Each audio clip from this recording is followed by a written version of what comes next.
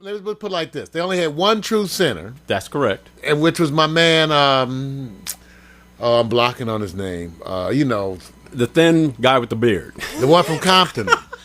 You're talking about, he used to be on the Hornets. I'm getting my, man, brain freeze. I'm blocking on him. I'm blocking on him. But they only had one true center, and he didn't even start because Lamar Odom ended up being the starter. Yeah. So it was a really different kind of a thing. Durant's averaging almost 20 points a game. Right. So it was a hell of a thing to watch. And also, once again, this is the man that if you want to get behind a player in basketball, this is a guy. Work ethic, attitude. You got to love this guy. Yeah. He epitomizes. Right. Yeah, and I do. I love him. I love him. Yeah. Okay. All right. Going to the next. Do you believe the beginning of frustration for the Cincinnati Bengals has begun with the TO chants? Coach will address that. I told you, Coach will address that. Well, you know what? I'm Marvin Lewis. See, the setup has begun, y'all. Get ready. Marvin. Get ready. Marvin. All right. Unfortunately, no matter whatever happens to you ever, they're going to remember your coaching by these personality things that you've had to deal with. There's no other coach I can think of right now. Right. Other than, because it could be Oakland, except they keep changing coaches. Right. But there's no other coach that's been more affected by controversies within his team, I think. I don't think there's anyone maybe more than Marvin Lewis right now. And the other thing is, just things happen to make him at least look inept, to give the appearance of that he's not in control. Right. And that's the part of the problem now. Marvin Lewis looks like he's not in control, and there are people who like him, and they know that they're trying to defend him, but it all looks rather inept. There you go. And to piss poor, Marvin. And the whole subject. What's the subject about? And the whole thing is Ocho Cinco, which is a constant reminder that he's illiterate in Spanish because he doesn't know how to say 85. So it's for all you don't know. He's saying Ocho Cinco's 8'5". But we like him. Not him 85. But he's a damn good player. Yeah, so once again, it shows he's ignorant in Spanish, too. Okay. So he can't get the English right. So might as well go to put his name in Spanish and spell it wrong. Hey. Wait, so you guys can know. Whatever. They heard the controversy that on the last play, Ocho Cinco had to go in because he had to be checked on. And then, of hemorrhoids, they get a little large. He had to get the hemorrhoid checked. And Terrell Owens, the same. They said he had to be checked. But what if he's going to get checked, I'm going to get checked. Well, see, what they're trying to figure out, why would they not be there for the last play of the game? Because they don't want to get caught up by the press, because after all that hoopla, right, to have no hoopla. Right. So that's the thing. You got all this hoopla. You don't even, what's so bad? You don't even hear about the quarterback. That's right. You don't even hear about the quarterback. It's all about the two knuckleheads. Right. So and where's the running game on Cincinnati? No, I think they believe the hype. So Marvin Lewis, your days are numbered, and you're going to be a T.O. and Ocho Cinco casualty. Okay. You're going to be a casualty of them. Okay. All right, let's go to the next one.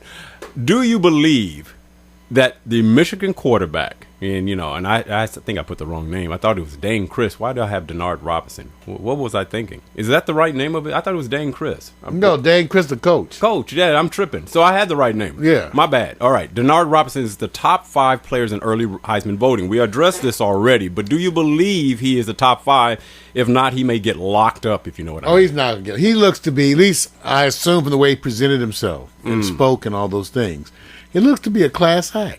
Do you believe? Okay, he looks to be. I didn't see any ego shining through and all that. I mean, he looked to be humble and all of that. Will Michigan have to play above 500 football for him to stay in the candidacy of a Heisman? Top of course. 5 group? Okay. Yeah, of course. Okay, got you. All right, good. And it looks like they're on their way. But they are going to do that. It's not. They're already showing that.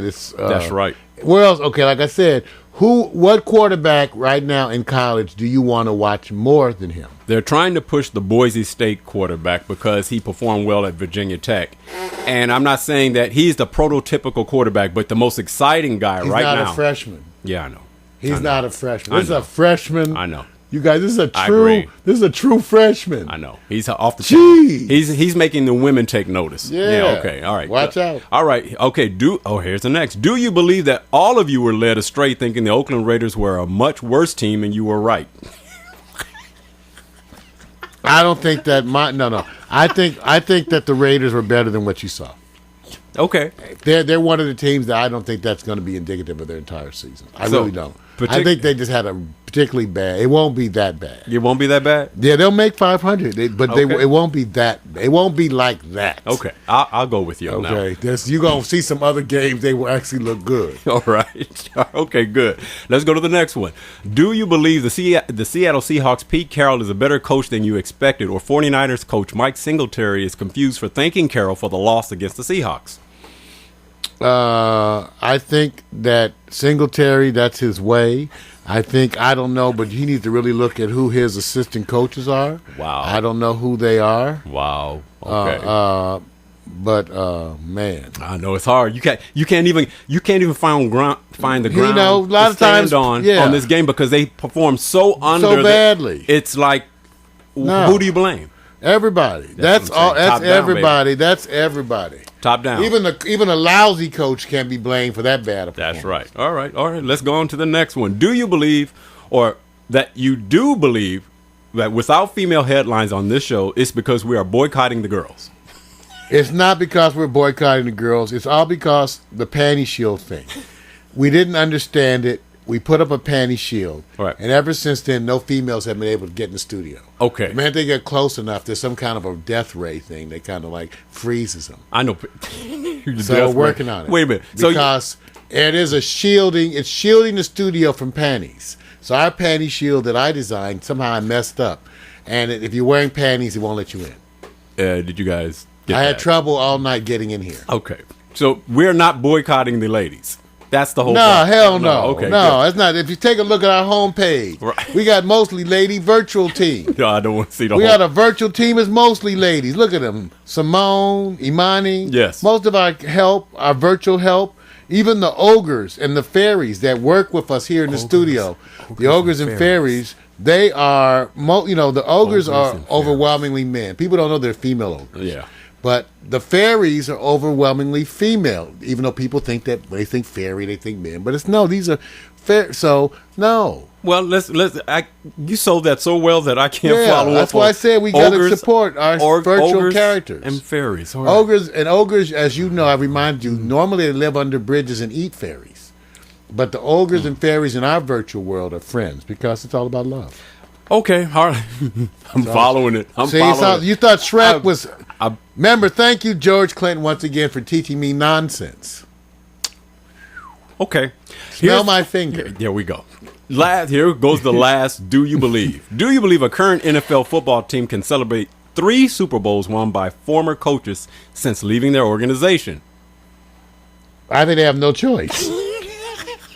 They don't have to celebrate. They can just acknowledge. And watch this. Which team are we referring to that former coaches went on to win Super Bowls in the last 15 years? Which team would you think that is, Mario? I'll give you a gander. It's either Dallas or New England. Because Dallas and New England both. Right. You forget who coached there. Right. But, there's a bunch of people who...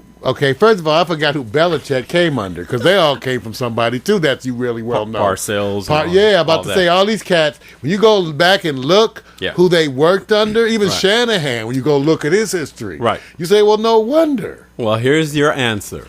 The coach is, the coaches that have won Super Bowls, at least 3 in the last 15 years, John Gruden, Shanahan, and what team did they come from? The Oakland Raiders. There you go, baby. That just goes to show you leave. It's like the Clippers. Once you leave the Raiders, you thrive. It's like the L.A. Clippers. See, 3 Super Bowls. You go there, it's like a dead zone. Think about it. It's a dead zone. What the whole message is this. What does that tell you about coaches that have strong personalities? Each of those coaches who won with a methodology and a philosophy that says, oh, no, you're threatening the ownership. We don't want you to have that much freedom. So they go on and win 3 Super Bowls, at least in the last 15 years. I agree. So, Vic, yes. What would you, if you had to compare the management style here at Pax Stereo TV, of which you represent effectively 50% of the management style. Right. What team or what coach would you say most epitomizes the management style here at Pax Stereo TV? New England Patriots. I don't mind that. See, I don't mind that because you talk about that coach. He is one of those minds who's thinking. Yes. That dude is his mind. He is totally always on. Well, thank you. See, that's us. What team were you going to say? What well, team you were you know, going to say? they always try to act like we wild and crazy. But you had a team in mind that you and had. we really methodical. In other words, Parcells, we are not like Miami. All right. We're certainly not one to wolf with just wolfing, just talking smack. Right. So no, and we are one of those. We heady though. Yep. Like Pax Stereo, we heady, but that I mean, we believe in that put up or shut up thing. Well, so yeah. we openly compete with anybody out Right. there. Think they can do internet television better than us? Come on.